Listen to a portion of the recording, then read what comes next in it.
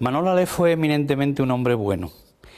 A partir de este argumento determinante en todos los aspectos, Manolo fue el creador de un patrimonio cultural tremendamente importante en una zona con mucha complicación.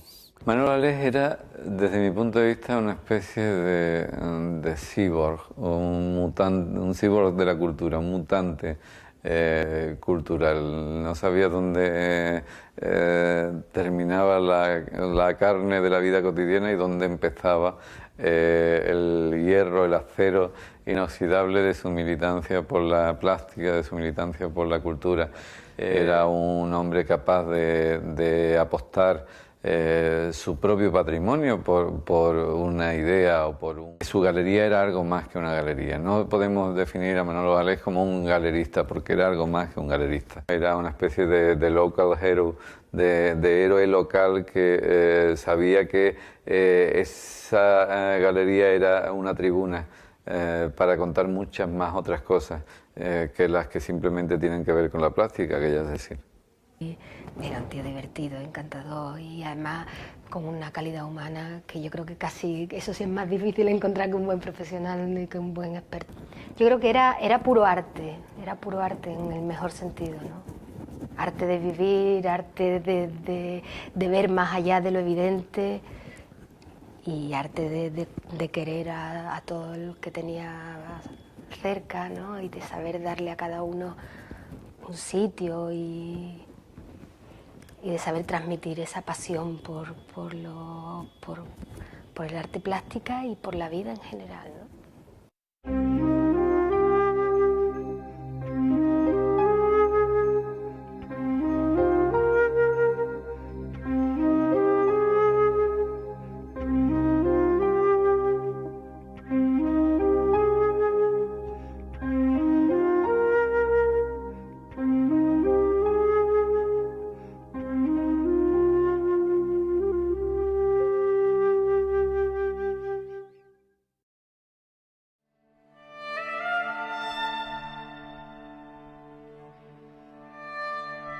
El arte yo creo que es libertad.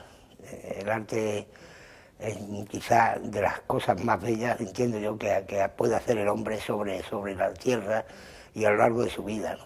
Es la manifestación del hombre, ¿no? En su propio tiempo. La misión que tiene es la de recordarnos todo el rato la belleza, en lo que somos en realidad. Junto con el resto de las manifestaciones culturales ayuda a hacer a la gente más sensible, más inteligente, más crítica, en fin, en definitiva, a hacer la vida y el mundo más habitable y mejor. El arte viene de un origen emocional, de un origen que está casi metafísico, diría.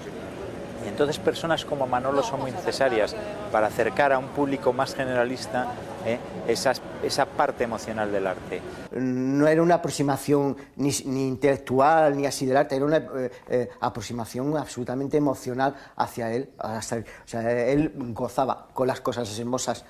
Lo suyo es que era una pasión por el arte, vivía por y para el arte. Era una persona que sentía el arte como el que respira y entonces a todas las personas que nos gusta el arte eso lo captamos. Yo no he conocido una persona tan entusiasta con la pintura que él, así te lo puedo decir claramente. Una persona que viviera además con esa diversidad de gustos, porque no solamente le gustaba la figuración y la actuación, sino que tenía un abanico muy amplio que yo creo que hay que tener un eclecticismo total, que es lo que está generando este siglo, ¿no? La inquietud tremenda que tenía primero por conocer, ¿no? A mí me decía que le gustaba toda la pintura, que él era un fagocitador de arte, ¿no? Era incansable, es increíble, a pesar de la edad y todo. Y aparte, una pasión que tenía que no la disfrutaba él, intentaba repartirla y contagiársela a todo el mundo que estuviera cerca, ¿no? Como te digo, a mí me la contagió.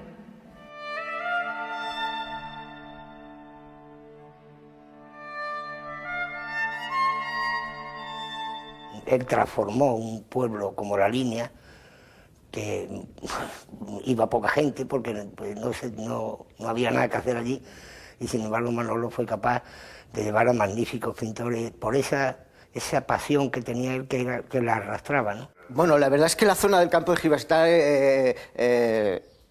yo lo he dicho muchas veces, incluso he tenido muchas críticas por ello, culturalmente es una desgracia. Había un salto enorme culturalmente entre el promedio, ¿no?, del campo de Gibraltar y el proyecto que él estaba realizando. En la línea empieza de repente a sonar como el sitio donde hay una galería de arte por donde pasan una serie de autores de interés. ¿Cómo consigue él que esa sala, en la línea en concreto, tenga esa proyección nacional tan grande y esa categoría, ¿no? Porque hablar de Manolo Alé era hablar de algo bueno en el arte contemporáneo, ¿no? El hecho de en el currículum poner que habías puesto con Manuel Alé empieza. Profesionalmente él ha abierto muchos caminos de muchísimo tipo, porque otra de las cosas que él impulsó muchísimo fue el coleccionismo en toda aquella zona, que tampoco se olía. Y hay muchísima gente que empezó a comprar, y que soy hoy coleccionista, y empezaron a comprar a través de él. Le dio a toda la gente de su pueblo su sitio, porque ya no solamente era las grandes personalidades del mundo del arte que accedían todas las temporadas a la línea, sino que al mismo tiempo él reservaba 1 mes o 2 meses de su programación para que todos aquellos que tenían algo que decir dentro de lo que es la contemporaneidad artística lo dijeran. Manolo es una persona que trabajó muchos años sin percibir nada a cambio, o sea, sin remuneración ninguna. Manolo lo hacía, pues, como decía antes, por pura vocación, ¿no? Y eso para mí es algo que como no lo he visto antes. Toda esa historia surgió por él, no porque las circunstancias del ayuntamiento de la línea lo propiciasen. El conseguir que los políticos le hicieran caso, el conseguir convencerlos de crear, ya eso me parece de una gran valía, ¿no? Fue Manolo quien creó toda la estructura del Museo Cruz Herrera, la línea de la galería, además él totalmente como una Juana de Arco allí luchando contra viento y marea. Aquello no era simplemente una galería, aquello era una trinchera. Era una trinchera contra el mal gusto, era una trinchera contra el olvido de un territorio, el del campo de Gibraltar en general y el de la línea de la Concepción en particular. Él ha abierto una vía que si ahora se sabe seguir, y yo espero que sí, será una vía para siempre, ¿no? Conseguir que en esta zona sea considerada fuera de aquí como uno de los epicentros del arte contemporáneo, creo que es una labor que siempre le tendrá que agradecer tanto el campo de Gibraltar como la línea de la Concepción, incluso a nivel de Andalucía, ¿no?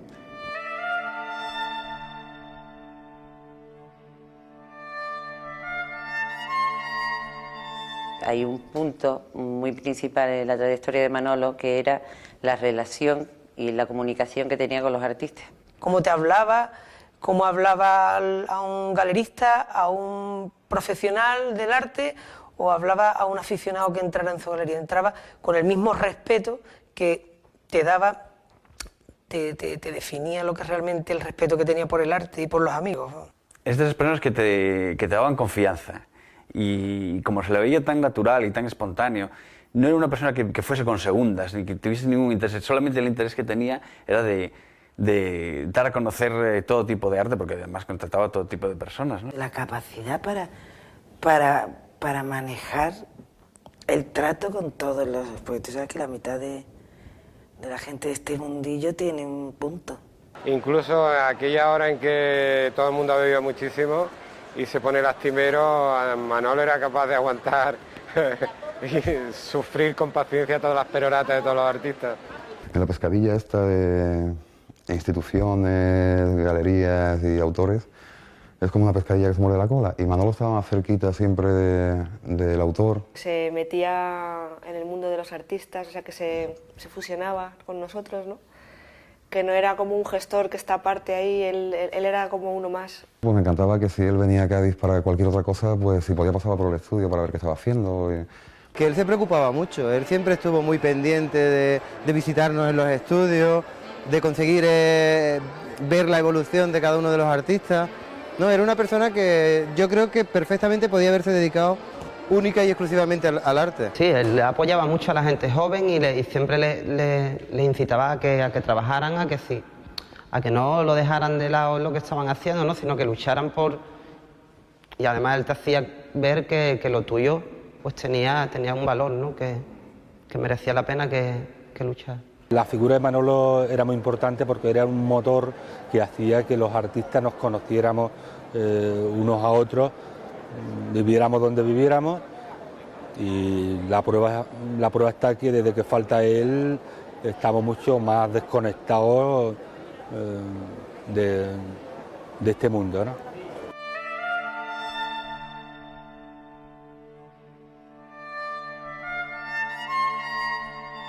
Era una persona entrañable, era una persona que donde llegaba creaba un clima y que tenía una especie de halo de magia, ¿no? Tengo como esa sensación de un encuentro mágico con una persona con la que sintonizas perfectamente a un nivel profundo y personal. Parece que es una persona que he conocido siempre, pero realmente me imagino que lo debí de conocer sobre los años 80 o así. No recuerdo exactamente cuándo conocí a Manolo, pero sí recuerdo la sensación que tuve desde muy pronto de parecer que lo conocía de toda la vida. Y yo recuerdo que cuando lo conocí parecía que lo conocía de toda la vida, ¿no? Que era como parte de mi familia, ¿no? Yo sentía a Manolo Alés como un hermano, como un amigo, como una persona que aunque no tuvieras mucho contacto con él, formaba parte de tu gente, ¿no? De tu gente. Manolo era ante todo mi hermano mayor, él lo decía muchas veces. Me enorgullecía estar con él, hablar con él y tenerlo como amigo. Yo era realmente pues el gran amigo que tenía aquí. Yo siempre he dicho que era muy amigo mío, que yo era de los mejores amigos que él tenía. Manolo es, porque Manolo para mí no se ha muerto. El mejor amigo que he tenido, sí. Lo quiero mucho. Pero yo creo que eso lo transmitió a todos los que lo conocimos. Yo creo que todo el mundo, uno de los detalles más importantes de Manolo es que todo el mundo lo hemos hecho nuestro. Siempre se rodeaba de gente y todo el mundo con un cariño impresionante, pero además es que es curioso porque parte de esas personas habían estado con él a lo mejor muy poco tiempo, pero les había calado. Eso es lo que yo resaltaría de Manolo, que Manolo no había que buscar ni al técnico, ni al conocedor, ni nada de eso. En Manolo lo que me parece que es irreemplazable en Manolo es la calidad humana. Realmente para mí conocerlo fue,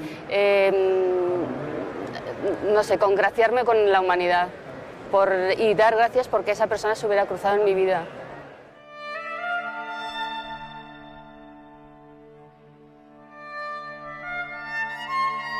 Yo creo que Manolo es una de las personas que he visto llorar con mayor grado de ternura. Era una persona que de pronto cuando tenía una enorme emoción lloraba. Un llorón empedernido y daba gusto verlo llorar a veces, ¿no? A mí me producía una especie de cosa cariñosa, difícil de explicar. En ese momento en que tú veías que esa persona le subía la emoción de tal grado que hacía ¡buah! Y se derramaba el lágrima. Manolo Alés delante de mis cuadros se me puso a llorar.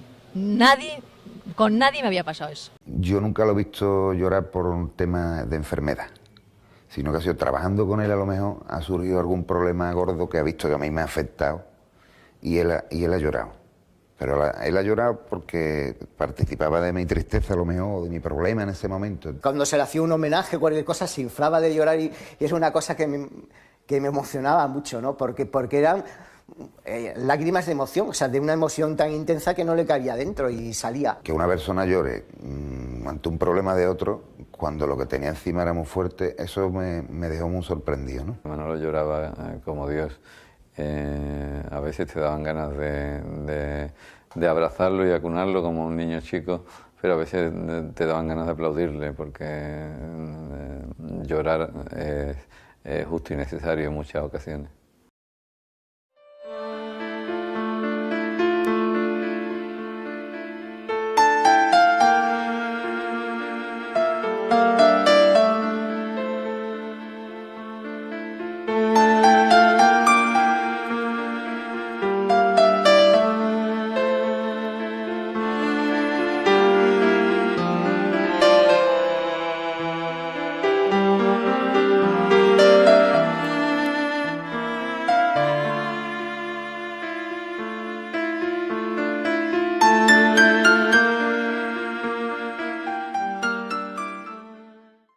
Definir a Manolo de una palabra, Qué difícil. Manolo. Generoso. Bestia. Un espíritu sensible. Vibrante. Entrañable. Muy sensible. Muy palpable. Muy luchador. Un Hércules del arte. Absolutamente necesario. Un hombre bueno. Una gran persona. Persona buena. Era pasión. Un volcán. Sentido del humor. Simpatía, alegría. Pasión y entrega. La generosidad. Nobleza y sabiduría. Generosidad y rigor. Bondad, honestidad. Un ejemplo de vida. No, te lo resumo en una, genial.